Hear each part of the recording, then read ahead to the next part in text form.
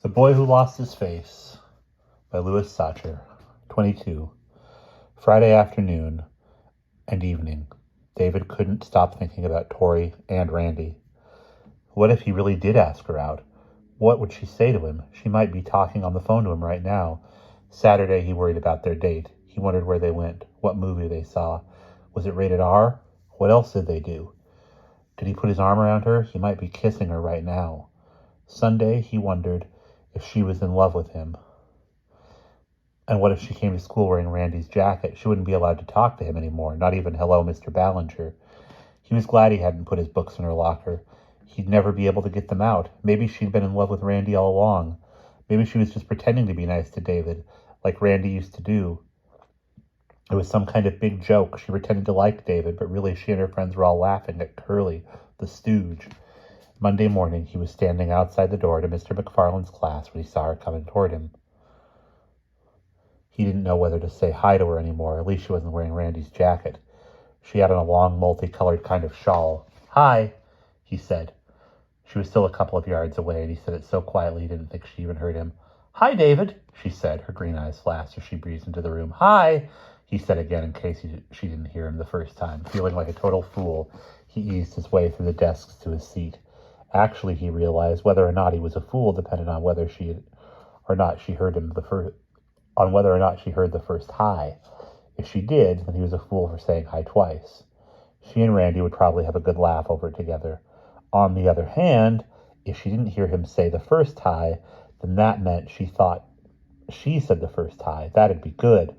If you say the first hi to someone, it means you're making an effort to be nice to that person. But if you say the second hi, then maybe you're just being polite. Big deal, he chided himself. Who cares who said the first hi? He closed his eyes. Big deal. I don't care. I don't care. I don't. He looked at Tori. She seemed half asleep as she thumbed through the pages of her social studies book. Little did she know what a simple hi had done to him. I have no face, he thought. He had thought about what Larry had said about losing face. If I had a face, he thought, I would just go up to Tori Williams and talk to her and tell her how I feel. If I had a face, I wouldn't let Roger and his friends push me around. I would never have laughed at all their stupid jokes. I would never have gone with them to steal Mrs. Bayfield's cane. I would have stood up for her and told them to leave her alone. I would have told her I was sorry instead of giving her the finger. I have a finger, but I don't have a face. Maybe my doppelganger is wearing my face. He realized that what he should do was go back to Mrs. Bayfield's house and tell her he was sorry. Better late than never. If she had put a curse on him, that'd be the only way she'd remove it. But even if there was no curse, he should still tell her he was sorry. It was the right thing to do. He knew what he should do, but he also knew he wouldn't do it because he had no face. We figured it out, Mo told him at recess. We know how to remove your curse. Larry figured it out. Larry smiled. It was so simple, I don't know why I didn't think of it sooner. I know, David muttered. Tell Mrs. Bayfield I'm sorry. Huh? Said Larry. No, that wouldn't work. No, I got it all figured out. He does, Mo agreed. It's perfect. What? Asked David. You have to pour a pitcher of lemonade on your head, said Larry. He smiled, proud behind his blue sunglasses. Are you crazy? Asked David. Mrs. Bayfield put a boomerang curse on you, Larry explained. They're actually pretty common in Australia. Larry lived in Australia for 6 months, said Mo. Somehow, David wasn't surprised. Everything you did to Mrs. Bayfield has happened to you, right? Larry asked him. It's the classic Australian boomerang curse, except you haven't poured a pitcher of lemonade on your head. Once you do that, the boomerang will have gone full circle and the curse will be over. No way, David protested. I'm not pouring lemonade on my head. Look, it's going to happen anyway, said Larry. At least this way, it will be under controlled conditions. You'll be at home with me and Mo. Would you rather it happened unexpectedly here at school or in front of Tori? He's right, said Mo. I don't know that it's going to happen anyway, said David. Maybe the curse is already over. Good, then ask Tori out on a date, said Larry. I can't. The curse may be over and it may not. I just don't know. I may never know. Besides, I think she already went out with Randy on Saturday. So you can ask her out for next Saturday, said Larry. I don't think you're afraid of the curse, said Mo. I think you're afraid of Tori. I'm not afraid of... Then dump a pitcher of lemonade on your head, said Mo. It's the only way, said Larry. Then you can go out with Tori, said Mo, unless you're chicken. After school, Mo and Larry walked home with David to watch him dump lemonade on his head. Why do you have to watch? David asked. Why can't I just do it by myself? There always have to be witnesses, said Larry. David thought it was ridiculous. He really didn't believe he was cursed. But even if he was, there was no guarantee that this would cure him. A boomerang curse. Give me a break. Where does Larry come up with these things? He opened the door of the freezer and removed a can of frozen lemonade concentrate. It's not going to work, he said. It's pink lemonade. So? Asked Mo. So Mrs. Bayfield's lemonade wasn't pink. Will that make a difference? Mo asked Larry, the expert. Larry rubbed his chin. It doesn't matter, he declared, as long as it's lemonade. David looked at him in disbelief. He peeled off the top of the can and dumped the contents into the blender. Then he added 4 cups of water. He stared at the pink turd in the bottom of the blender. Turn it on, said Mo. What if you're both part of the curse? He asked. What do you mean? Asked Larry.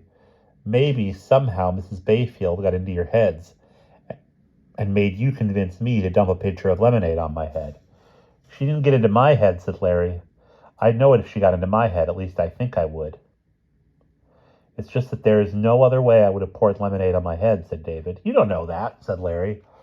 Everything that has happened to me I've done to myself, said David. I broke my parents' bedroom window. I flipped off my mother.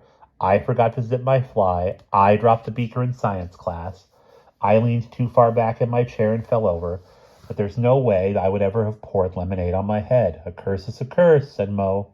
You'd pour it on yourself anyway, said Larry. At least now it's in a controlled circumstance. It's like when a bomb squad blows up a bomb. The bomb's going to explode anyway, but at least they make sure no one gets hurt by it. David pushed the button on the blender. Very quickly, he had a pitcher full of foamy pink lemonade. They took it outside to the backyard. I never used to be friends with you, David pointed out. We didn't become friends until after Mrs. Bayfield put that curse on me. So what's that supposed to mean? Asked Mo. Maybe Mrs. Bayfield made me friends with you. Maybe she knew Larry used to live in Australia. Maybe she knew you'd make me pour lemonade on my head. Look, do you want to go out with Tori or don't you? Mo demanded. Sure, I want to go out with her, said David. Well, then shut up and dump it on your head. David took off his shirt and sat down on the grass. He held the pitcher of lemonade at shoulder level. This is so stupid, he told them, holding the pitcher steady. He lay down flat on his back. Go ahead, said Mo. He held his breath and tipped the pitcher slowly at first. A couple of drops splattered on his forehead.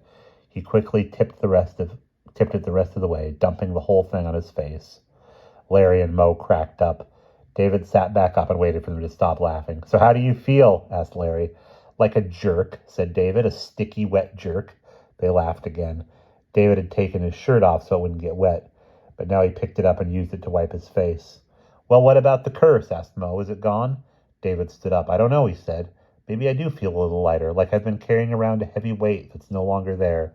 That's the curse, said Larry. Go call Tori, said Mo. Not yet, said David. I have to be certain the curse is really gone. I'll wait a month.